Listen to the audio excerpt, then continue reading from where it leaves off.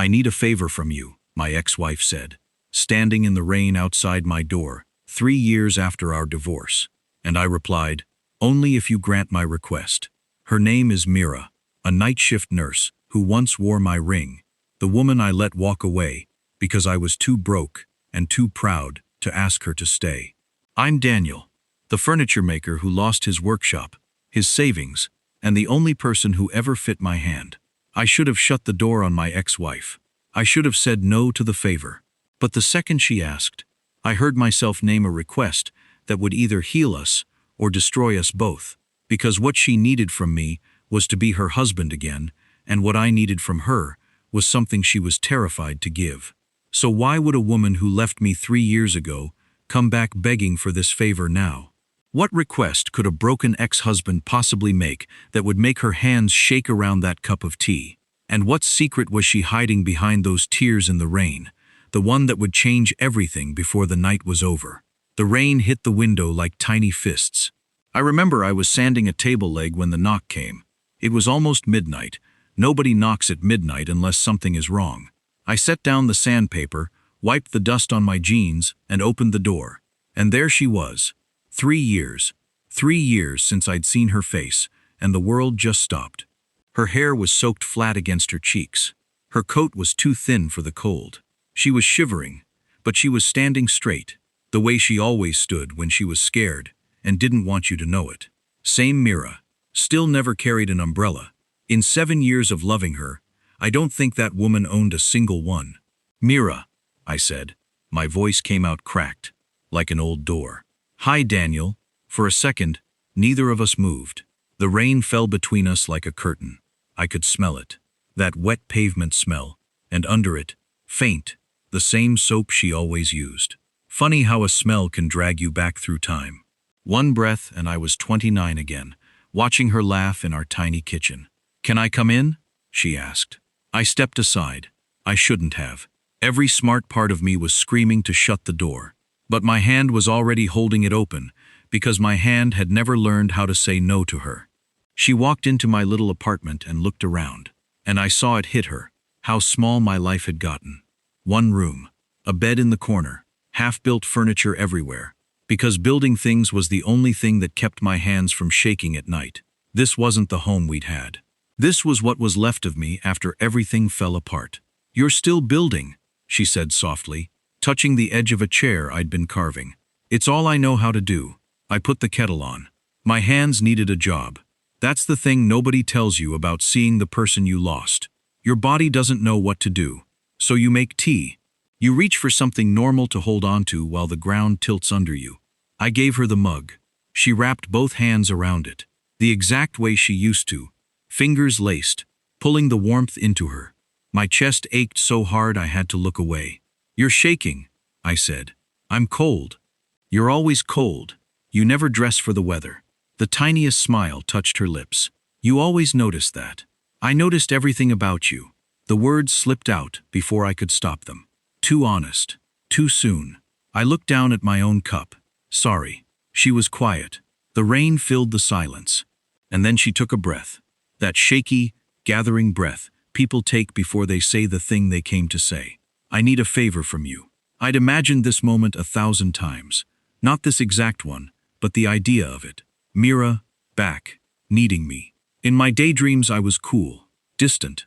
In my daydreams, I made her feel a little bit of what I'd felt when she left. But now she was here, real and cold and trembling, and all my cool armor turned to paper. Still, something in me held on. Something that had learned the hard way, that opening the door all the way could destroy me. "What kind of favor?" I asked. She set the mug down. Her hands, I noticed, were not steady. This woman held dying patients' hands at 3 in the morning without flinching, and she couldn't keep her hands still in front of me. "It's my dad," she said. And just like that, the room got colder. Her father, Sang-woo. The old man had loved me like a son. When Mira married me, he pulled me aside at the wedding, gripped my shoulder with that iron grip of his, and said, "You take care of my girl, and I'll never ask you for anything else." He taught me how to fix a car engine. He called me on my birthday every year, even the years I was too ashamed to answer. "How is he?"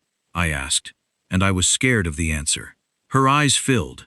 She blinked fast, trying to fight it, but a tear broke loose and ran down her wet cheek, mixing with the rain that was already there. "It's his heart," she said. "It's failing. The doctors are saying months, maybe less." The mug in my hands suddenly felt too heavy. I set it down. "Mira, I'm so sorry. Why didn't you call me?" "Because I couldn't." Her voice broke. "Because of what I have to ask you. Ask me anything." "You say that now." "Mira." I moved closer without meaning to. "Ask me." She wiped her face with the back of her hand. When she looked up at me, her eyes were red and full and terrified. "He doesn't know we're divorced," she said. The words hung in the air. "What?" "I never told him." The tears came faster now. "When we split up, he was already sick. His first heart attack was that same year. Do you remember? I couldn't put that on him. You were the best thing that ever happened in his eyes. His daughter, married to a good man, a hard-working man, a man who built beautiful things with his hands. Every time I visited, he asked about you. How's Daniel? Is Daniel eating enough? Tell Daniel to come by." She was crying openly now, and I felt my own throat closing. And I lied. I said you were busy. I said you were working. 3 years of lies, Daniel. 3 years of making up stories about a husband I didn't have anymore. And now he's dying, and the one thing he wants, the one thing that would make him happy before he goes. She couldn't finish, but she didn't have to. I already knew. "He wants to see me," I said. She nodded, unable to speak. "He wants to see us. Together. Happy." Another nod. And then the words came out of her in a rush, like water breaking through a dam. "I need you to be my husband again. Just for him. Just until it's over. Come to Sunday dinners. Sit with him. Let him believe it all worked out, that his little girl is safe and loved, and everything he ever wanted for her came true. Please, Daniel. Please. I know I have no right to ask. I left. I know that. But he's my father and he's dying, and I can't let him die thinking his last few months were built on a lie. I can't." She was falling apart in front of me, this strong woman who never let anyone see her cry, and it took everything in me not to just pull her into my arms right there. But I didn't. Because here's what she didn't know. Here's the thing I'd never told a living soul. I never wanted the divorce. Not for one single day. When my business collapsed, when the bank took my workshop, when the debts piled up like snow on a roof until the whole thing caved in, I didn't push her away because I stopped loving her. I pushed her away because I loved her too much to let her drown with me. I was 33, and broke and ashamed, and every time she looked at me with hope, I felt like a liar. She deserved a man who could give her a life, a house, children, a future, and I couldn't even give her next month's rent. So I got cold. I got distant. I stopped talking. I let her believe I didn't care anymore, because I thought, God, I actually thought, that setting her free was the kindest thing a failing man could do. The day she put her wedding ring on the kitchen counter and walked out, I sat on the floor and cried until I couldn't breathe. And then I kept that ring in a drawer for 3 years and took it out on the bad nights, just to remember she'd once chosen me. She thought she was asking a stranger for a favor. She had no idea she was asking the man who still loved her more than his own life. "Mira," I said quietly. "I'll pay you," she blurted. "I don't have much, but I'll..." "Stop. I'll find a way. Whatever you need. Mira, stop." She stopped. She looked at me, bracing herself. Sure, I was about to say no. Sure, I was about to tell her to get out, that she lost the right to ask me for anything the day she signed those papers. And for 1 second, one dark, tempting second, I thought about it. I thought about how much it would hurt to spend Sunday after Sunday pretending to love a woman I'd never stopped loving, then watching her walk away all over again when her father was gone. That kind of thing could break a man for good.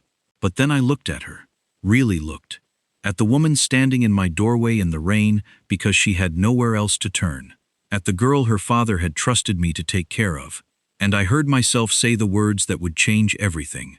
"Only if you grant my request." Her whole body went tense. Something flickered across her face. Fear, confusion, maybe the worst kind of assumption. "Daniel," she said carefully, taking a small step back, What? What kind of request? And I realized what she was thinking. My stomach turned. No, I said quickly. God, no. Not that. Never that. What do you think I am? She flushed, ashamed. I'm sorry. I don't know what to think anymore. Sit down, I said. Please. Just sit. She sat on the edge of my old couch, hands in her lap, watching me the way you watch a stranger in the dark. And I paced, because my heart was pounding so hard I couldn't stand still, because I was about to gamble the last unbroken piece of myself on one impossible chance. If I do this, I said, if I stand in front of your father and I hold your hand and I let him believe we made it, I can't do it as a lie. Not the way you're asking. I tried living a lie once. It nearly killed me. I won't do it again. I don't understand. Here's my request. I stopped pacing. I made myself look right at her. I'll be your husband on Sundays for him. But in between, you give me a real chance. Real dinners. Real conversations. You let me take you out, just the two of us, and we talk the way we used to. No pretending. Not with each other. If we fake it for him, fine. But between you and me, it has to be real, or I can't survive it. She stared at me like I'd spoken a foreign language. Why? She whispered. Why would you want that? After everything I did? After I left? And there it was. The moment. The truth I'd buried for 3 years, rising up in my throat. I could lie. I could keep my pride. I could say it was just so the acting would look convincing. Or I could finally, tell her the thing I should have told her the day she stood at that kitchen counter. I sat down across from her. My hands were shaking now too. Because you didn't leave me, Mira, I said. I left you. I just did it while standing in the same room. Her lips parted. I lost the business, and I got scared, and I decided you deserved better than a broken man. So I pushed. I went cold. I made you believe I stopped caring, because I actually thought, that was love. Setting you free, letting you go find a real life with someone who wasn't drowning. My voice broke. It was the biggest mistake of my life, and I've paid for it every single day for 3 years. Tears were streaming down her face now. She pressed a hand to her mouth. You want to know the real reason I still build furniture in this tiny room at midnight? I said. Because there's a jewelry box. A walnut box. I started carving it for our anniversary, the week everything fell apart. And I never finished it, because that was the week I decided to let you go. It's still in that drawer. Half done. 3 years. I could never finish it, and I could never throw it away. She was crying so hard she couldn't speak. So that's my request, I said, quieter now. Give me a real chance to fix the thing I broke. Not for your father. For us. And if, at the end of it, you still don't want me, I'll let you go for good. And I'll never ask again. And I'll be your husband right up until the last Sunday. And I'll make it beautiful for him. I promise you that. The rain kept falling. The kettle ticked as it cooled. And Mira sat there in my broken little apartment, staring at me with 3 years of unspoken things breaking loose behind her eyes. You kept the ring, she said suddenly. It wasn't a question. Didn't you? When I left it on the counter, you kept it. I didn't answer. I didn't have to. My silence was the answer. She closed her eyes. A sound came out of her. Half a sob, half a laugh. That impossible thing she did when her heart was too full to pick just one feeling. I called you, she whispered. That first year. So many times. I'd dial the whole number and then hang up before it rang. I told myself I hated you for going cold on me. I told myself I was better off. She opened her eyes, and they were shining. I lied to myself worse than I ever lied to my father. My heart was in my throat. Mira, I need to think, she said, standing up fast, wiping her face. I can't. This is a lot. I came here for one thing, and you turned my whole world upside down in 10 minutes, Daniel. You always could. Take all the time you need. She grabbed her thin coat. She was at the door, before I even stood up. And then she stopped, her hand on the doorknob, her back to me, and she went very still. There's something else, she said. Something I didn't tell you. The way she said it made the hair on my arms stand up. What? She turned around slowly. And the look on her face, it wasn't the grief from before. It was something deeper. Something she'd been carrying so long it had become part of her. My dad, she said. The reason he wants to see you so badly. The reason it can't wait." She swallowed. "It's not just that he's dying, Daniel." "Then what is it?" Her eyes locked onto mine, and her voice dropped to almost nothing, nearly lost under the sound of the rain. "He has something he needs to give you. Something he's been keeping for 3 years. And he made me promise, he made me swear, that I'd bring you to him before it's too late." A tear slid down her cheek. "He said, there's a debt I owe that boy, and I won't die owing it." I felt the floor drop out from under me. "A debt? Mira, your father never owed me anything. What are you talking about? What debt?" But she just shook her head, opening the door, letting the cold rush in. "I don't know," she whispered. "He won't tell me. He said it's yours to hear first." And then she was gone, out into the rain, leaving me standing in my little room, full of half-built things, with my heart pounding and my whole world turned upside down, holding a question I couldn't answer. What could a dying man possibly owe me? And why did I have the terrible, trembling feeling that whatever it was, it would explain everything about the day my life fell apart? The first Sunday, I stood outside her father's house for a full 5 minutes before I could make my hand knock. It was a small house with a blue door, the paint peeling at the corners, a garden out front that had gone a little wild. I knew this house.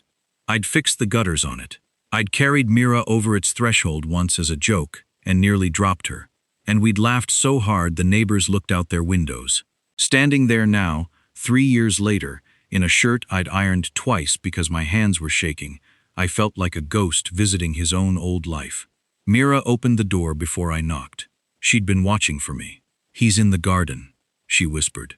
"Daniel, thank you for coming. I mean it. You don't have to thank me."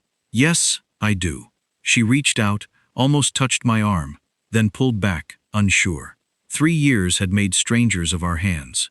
"Just be gentle with him. He gets tired fast now. And don't let him see you looking sad. He'll know something's wrong." I nodded. And then I walked through that little house, past photos on the wall I couldn't bear to look at.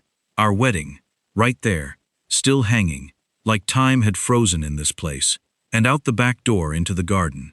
And there he was, Sang-woo, the strong old man who'd taught me to fix an engine, who'd gripped my shoulder like a vice on my wedding day. He was sitting in a plastic chair with a blanket over his knees, and he was so thin now that the sight of him hit me like a punch. His cheeks had sunk. His hands, once so powerful, lay in his lap like fallen leaves. The heart was eating him alive from the inside, and you could see it. But then he turned his head, and he saw me, and his whole face lit up like the sun coming out. "Daniel," he tried to stand. Couldn't. Reached out both arms instead. My boy, come here, let me look at you." I crossed that garden and I knelt down and I let that dying old man wrap his thin arms around me. And I swear to you, something broke open in my chest that I'd been holding shut for 3 years. He smelled like the same tobacco and menthol he always had. He gripped the back of my neck the way a father does. "There he is," he murmured into my ear. "There's my son." I had to squeeze my eyes shut so I wouldn't cry. "Hi, Appa," I said. The word came out before I could stop it. Appa. Father. I'd called him that for 7 years and never once thought I'd get to say it again. He pulled back and held my face in his cold hands and studied me, and his eyes were wet and shining. "You got thin," he scolded. "Is my daughter not feeding you? Mira, is this man eating?" "He eats fine, Appa," Mira said from the doorway, and I heard the ache under her fake cheerful voice. "He looks thin. Sit, Daniel. Sit here next to me. Mira, bring the tea, the good tea, the one I hide from the nurse." And so I sat. I sat in that garden with the dying man who'd loved me like a son, and I held his hand, and I lied to him. I told him work was good. I told him the business was doing well, that I had more orders than I could handle. I told him Mira and I were happy, that we'd talked about traveling once things settled down. Every lie tasted like ash in my mouth, but every lie made his face glow brighter, and I understood, sitting there, exactly why Mira had done what she'd done for 3 years. When someone you love is dying, you'll build them a whole world out of beautiful lies if it lets them smile. But here's the thing I didn't expect. Sitting there, holding his hand, playing the part of Mira's husband, it didn't feel like acting. It felt like coming home. I looked over, and Mira was watching us from the doorway, a tea tray in her hands, and she had the strangest look on her face, like she was seeing something she'd lost and forgotten she'd lost. Our eyes met across that little garden, and for just a second, the pretending fell away, and it was just us, just Daniel and Mira, the way we used to be, caught in the same aching thought. This could have been our whole life. She looked away first. The afternoon went on. Sangwoo talked and talked, tiring himself out, telling old stories, laughing his wheezing laugh. And then, when Mira went inside to start dinner, he did something that stopped my heart. He gripped my hand, hard, harder than a dying man should be able to grip. And he leaned in close, and his voice dropped low and urgent, and he said, "Daniel, listen to me. While she's inside, listen." "I'm listening, Appa." His eyes searched my face. "There's something I have to tell you, something I've carried too long." He glanced toward the house, making sure Mira couldn't hear. "A debt. I owe you a debt, my boy, and I can't go into the ground carrying it." My mouth went dry. This was it. The thing Mira had warned me about in the rain. "Appa, you don't owe me anything. Quiet. Listen." His hand trembled around mine. 3 years ago, when your business fell, when you lost the workshop."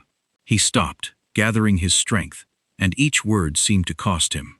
"It wasn't only bad luck, Daniel. It wasn't only the economy, the way everyone said."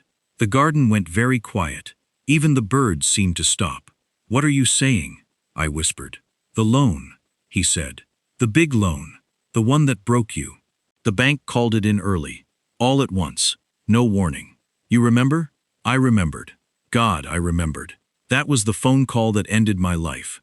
The bank pulling the whole loan at once, when I'd been making every payment, when I'd done everything right. It made no sense at the time. It nearly drove me mad trying to understand it. "I remember," I said. My voice didn't sound like my own. Sangwoo's eyes filled with tears, and his face twisted with a pain that had nothing to do with his heart.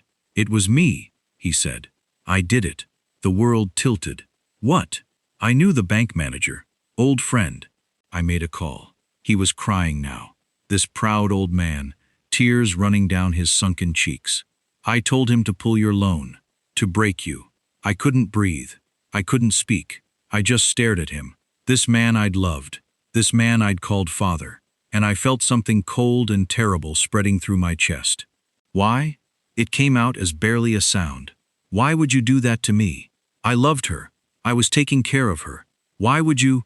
"Because I was a fool," he sobbed. "Because I was a proud, stupid, frightened old man.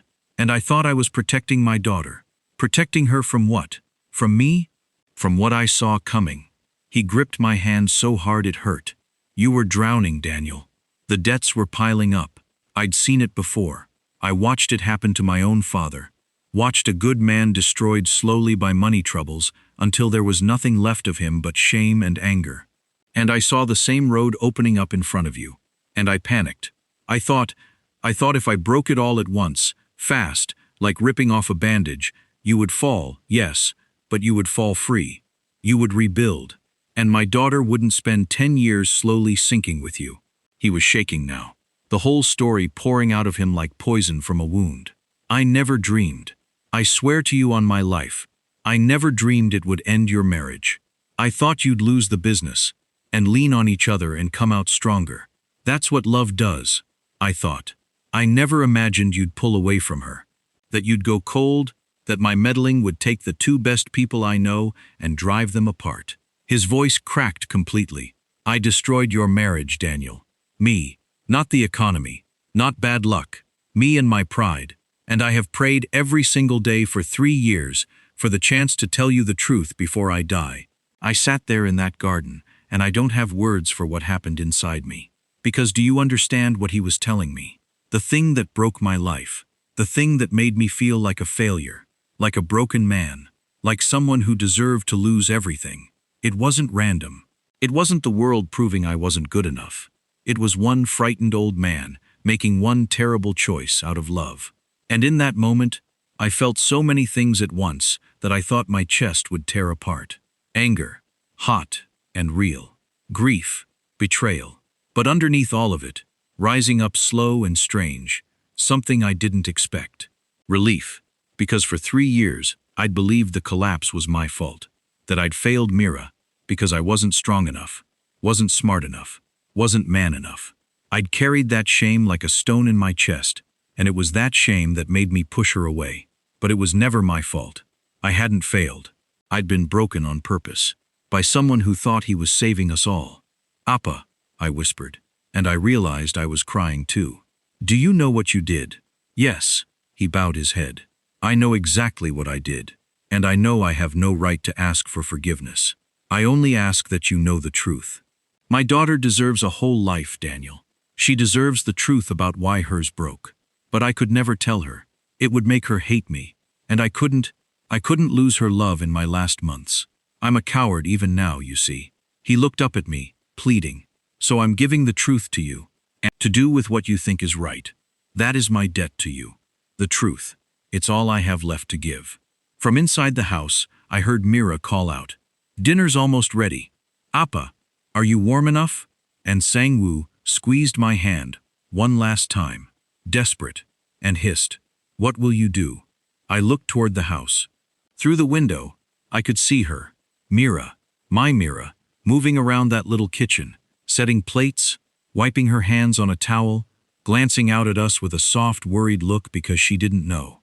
She didn't know that the reason our marriage ended was sitting right next to me. She'd spent 3 years thinking I'd stopped loving her. I'd spent 3 years thinking I'd failed her. And the truth had been sitting in this garden the whole time, dressed up as a loving father. Everything I thought I knew about the worst day of my life had just been turned upside down. "I don't know," I said honestly. "I don't know what I'm going to do." Because here was the impossible thing. If I told Mira the truth, that her father broke us on purpose, it might give us back everything. It would prove I never stopped loving her. It would explain the coldness, the pushing away, all of it. It could set us free. But it would also shatter her. It would make her hate the dying man she was about to lose. It would poison her last months with him with rage and betrayal. It would take the peace of his final days and set it on fire. How do you choose between the truth that could save your marriage and the mercy that could protect the woman you love from the worst pain of her life? "Daniel," the old man begged, "please, say something." But before I could answer, the back door opened, and Mira stepped out into the golden evening light, smiling that careful smile, and she said, "Come inside, you two. It's getting cold. Appa, you've kept him out here talking his ear off, haven't you?" And Sang-woo, God bless him, wiped his face fast, and laughed his wheezing laugh, and said, "Just telling him old stories, my girl. Old, foolish stories." I stood up. My legs barely held me. I helped the old man to his feet, and he leaned on me. This frail body that had once been so strong. And as we walked toward the house, he whispered one last thing, so quiet only I could hear it. "Whatever you decide, my son, I trust you. You were always the better man. Better than me. That's why I chose you for her in the first place." And then we were inside, in the warm little kitchen that smelled of rice and stew, and Mira was pulling out a chair for her father, and the 3 of us sat down to dinner like a family that had never broken. Except now, I was the only one at that table who knew the whole terrible, beautiful truth. I watched Mira laugh at something her father said. I watched the lamplight catch her face. And I thought about the real dinners she'd promised me, the ones that were supposed to start that week. Our second chance. Everything I'd wanted for 3 years, finally within reach. And I realized that the truth burning a hole in my chest could either be the key that unlocked our whole future together, or the match that burned it all to the ground. That night, I drove home in the dark, with my hands tight on the wheel and my heart at war with itself. And when I walked into my apartment, I went straight to the drawer. I opened it, I took out the half-finished walnut box and Mira's wedding ring inside it, and I sat on the floor and held them both. And I understood that I was standing at the most important crossroads of my life. Tell her and risk destroying her peace, her father's last days. Everything, for a chance at us. Or keep the secret, carry it alone like her father had, and try to win her back honestly, without ever using the one truth that could change everything. I sat on that floor until the sun came up. And by morning, I'd made a decision, but I had no idea that Mira, My Mira, the woman who noticed everything, who'd known me better than anyone alive, had already sensed that something was wrong. That she'd seen her father's tear-stained face at dinner. That she'd caught the way I couldn't quite meet her eyes. And that she had decided, that very same night, that she was going to find out what her father and her ex-husband were hiding from her, no matter what it costs. I decided I would tell her myself. That was the decision I made on the floor, as the sun came up. Not because it was safe, it was the most dangerous thing I could do, but because I'd already lost her once by keeping the truth locked inside me. I went cold instead of honest 3 years ago, and it cost me everything. I wasn't going to make the same mistake twice. If we were going to have any chance, it had to be built on the truth. All of it. Even the parts that could burn.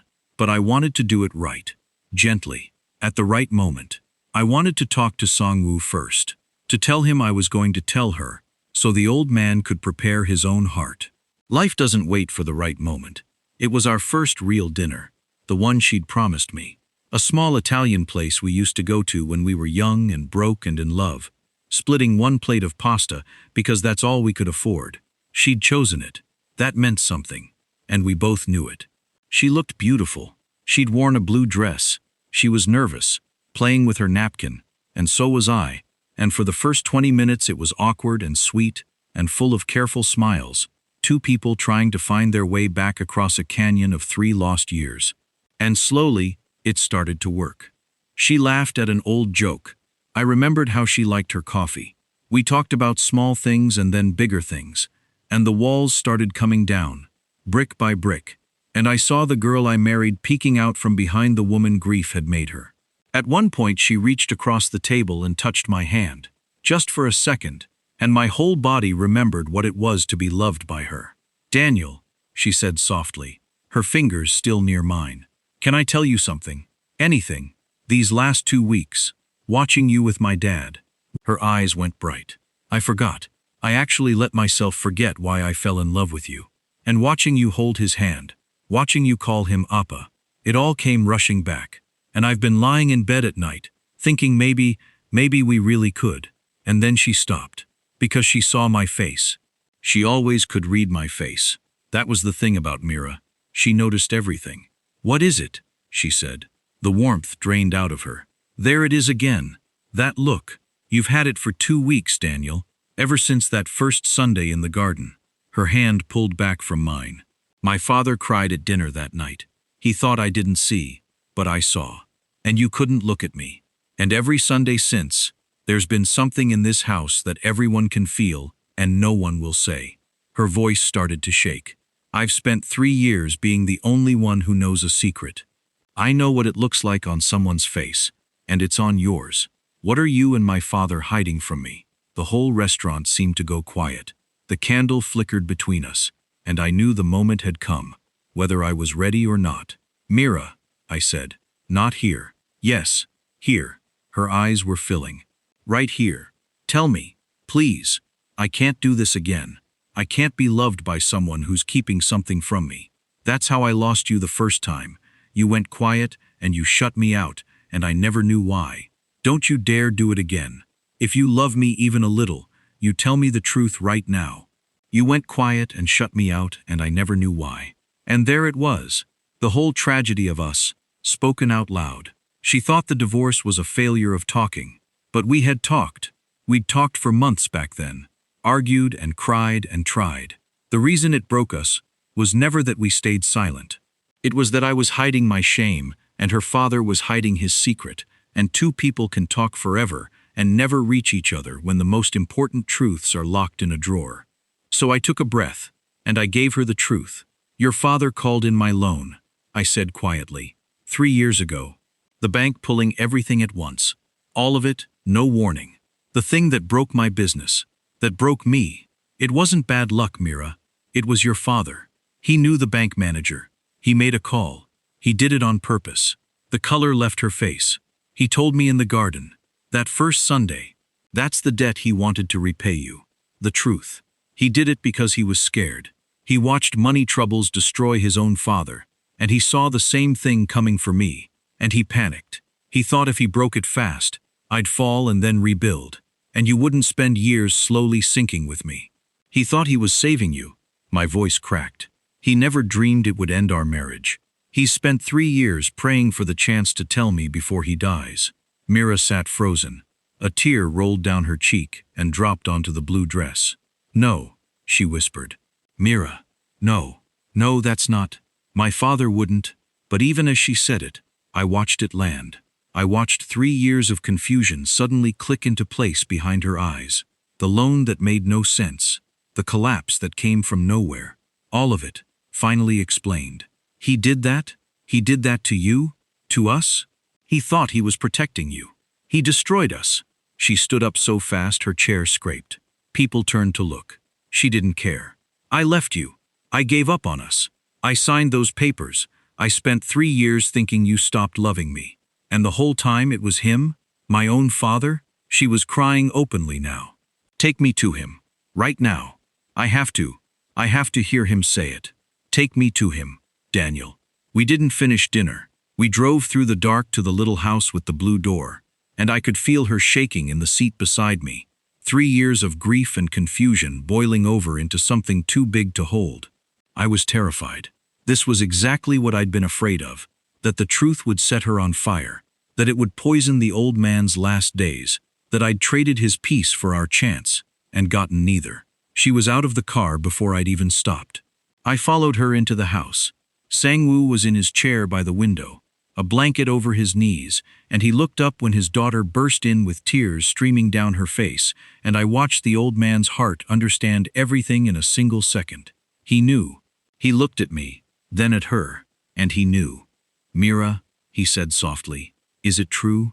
Her voice broke into 1,000 pieces. The loan. Daniel's business. Was it you? The old man didn't lie. Not this time. He'd carried it too long. Yes, he said. It was me. And Mira crumbled. And she sank to her knees on the floor in front of her father's chair, sobbing, and the sound of it filled the whole house. Why? Appa, why? You took him from me. You took my whole life from me. I loved him. I loved him and you, I know. Tears poured down the old man's sunken face. I know, my girl. I was wrong. I was so wrong. I thought I was saving you, and I only broke you. There is no forgiveness big enough for what I did. I don't ask for it.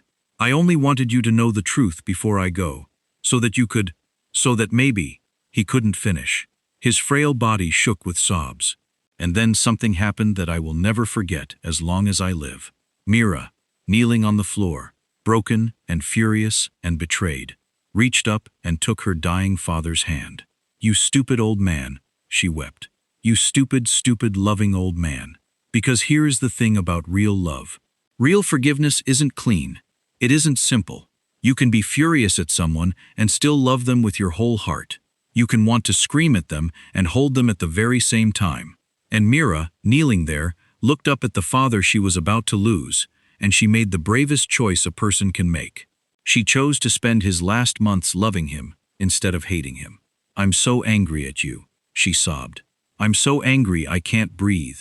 But you're my father, and you're dying, and I am not going to waste one single day we have left being angry. I'm not. I refuse. She pressed his hand to her wet cheek. But you have to fix it. Do you hear me? You have to help me fix it. And the old man, weeping, looked from his daughter to me, and a light came into his dying eyes that I hadn't seen in 3 years. Yes, he breathed. Yes, let me fix it. Let me fix it before I go. It's the only thing I want left in this world. He reached out his other hand to me. I crossed the room and took it. And there we were, the three of us, joined together on the floor of that little house. The man who broke us holding on to the two people he broke. All of us crying. All of us finally holding the whole truth in the light. Daniel, Sang-woo said, gripping my hand with the last of his strength. I took your life apart. Now I'm going to help put it back together. That workshop, the one you lost. I have savings, money I was keeping for. It doesn't matter what for. It's yours. You'll build again. You'll have your workshop back. That's the first thing. Appa, I can't take your, you can and you will. It's not a gift. It's a debt. I'm repaying what I took. He turned to his daughter. And you, my stubborn, beautiful girl. Look at this man. Really look at him. He kept your ring for 3 years. Did you know that? He told me. 3 years. In a drawer. A man doesn't do that unless the woman is written on his heart in ink that doesn't wash out. His voice was fading, but his eyes burned bright. I broke you two apart with a lie I told out of fear. Don't let my fear win. Don't let it take one more day from you than it already has. That's all I ask. That's all this dying old fool asks. Mira looked at me then. Really looked. Across that little room. Across 3 lost years. Across every tear, and every mistake, and every night, we'd both spent aching for a person we thought we'd lost forever. Is it true? She whispered. You kept my ring? I reached into my jacket. Because I'd been carrying it. I'd started carrying it 2 weeks ago, on that first Sunday, and I hadn't fully known why until this exact moment. I pulled out the walnut box. Finished now. I'd stayed up 3 nights, sanding and oiling it. The box I couldn't complete for 3 years. Because it turned out I just needed to believe it might one day be opened. I knelt down next to her on the floor of her father's house, and I opened it. And there, inside, was her wedding ring, catching the lamplight. I never stopped loving you, I said. Not for one single day. I lost the business, and I got so ashamed that I pushed you away, because I thought a broken man had no right to hold you. That was my mistake. Mine. Not just your father's. I went quiet when I should have reached for you. I let my shame speak instead of my heart, and I have spent 3 years wishing I could take it back. My hands were shaking around the little box. I don't want to be your husband for Sunday dinners. I don't want to pretend. I want the real thing. The boring Tuesdays, the late shifts, the whole messy rest of it. Mira, will you let me love you the way I should have loved you all along? Out loud, with nothing hidden. For the rest of our lives? She was crying and laughing at the same time. That impossible thing she did. The thing I'd fallen in love with a decade ago. Yes, she said. Yes, you idiot. Yes. And her father, watching from his chair, let out a sound that was half a sob and half a laugh, and he lifted his frail hands to the sky and whispered, "Thank you. Thank you. Now I can go in peace." I slid the ring onto her finger. It still fit. Of course it still fit. Some things are just made to fit, no matter how many years you spend apart. We were remarried in that little garden 6 weeks later. We did it fast, because we were racing the clock, and everyone knew it, and nobody said it. Mira wore a simple white dress. I built the arch we stood under with my own hands, out of the same walnut as the box. And Sang-woo, too weak now to stand for long, sat in his chair at the front in his best suit, a blanket over his knees, and he gave his daughter away, with tears streaming down his face, and the biggest smile I have ever seen on a human being. "I told you," he wheezed to me as I passed. "I told you the first day. You were always the better man. I just had to break the world apart to remember it." He lived 7 more weeks after the wedding. 7 weeks of Sunday dinners that were finally, completely real. 7 weeks of watching his daughter laugh in a marriage he'd nearly destroyed, and then, in his last act on earth, helped to save. He passed on a quiet Tuesday morning, in his sleep, holding Mira's hand, with a photograph of our second wedding on the table beside his bed. At the funeral, Mira reached for my hand, without even looking, the way you reach for something you know will always be there, and I held on. I rebuilt the workshop with the money he left me. There's a little brass plaque on the door now. It says Sang-woo and Son, because that's what he called me, at the end. His son. And a debt repaid is a debt repaid, but some gifts you carry forever. We have a daughter now. She's 2. She has her grandfather's stubborn chin and her mother's impossible laugh. When she was born, Mira held her in the hospital bed and looked up at me with tears in her eyes and said, "Do you think he knows?" "He knows," I said. "I think he arranged the whole thing from up there. The meddling old man." And we laughed, and we cried, the way you do when your heart is too full to pick just one. So that's my story. The story of how my ex-wife knocked on my door in the rain and asked me for a favor, and how I asked her for a request, and how a dying man's terrible secret gave us back the life his fear had stolen. I almost lost her twice, once to my own shame, and once to a lie I didn't even know was told. And both times, what saved us in the end was the same simple, terrifying thing. The truth, spoken out loud. even when it was the hardest thing in the world to say. Now let me ask you something, and I want you to really sit with it before you scroll away. If you found out that someone who loved you, a parent, a partner, a friend, had secretly done something that broke your life apart, believing with their whole heart that they were protecting you, could you forgive them? Could you choose, like Mira did, to spend your last days with them loving instead of hating? Or would the betrayal be too big? And here's the harder question, the one that really matters. Is there someone in your life right now that you've gone quiet with? Someone you've been shutting out, going cold on, keeping a wall up against, telling yourself it's to protect them, or to protect yourself. Because if Daniel's story teaches us anything, it's this: the words we're too proud or too scared to say are the ones that cost us everything. 3 years. He lost 3 years to a silence he thought was love. Don't wait for a knock in the rain. Don't wait until someone is dying to finally say the true thing in your heart. Tell them now, while there's still time. Because love doesn't fail when we run out of feelings. It fails when we run out of the courage to speak.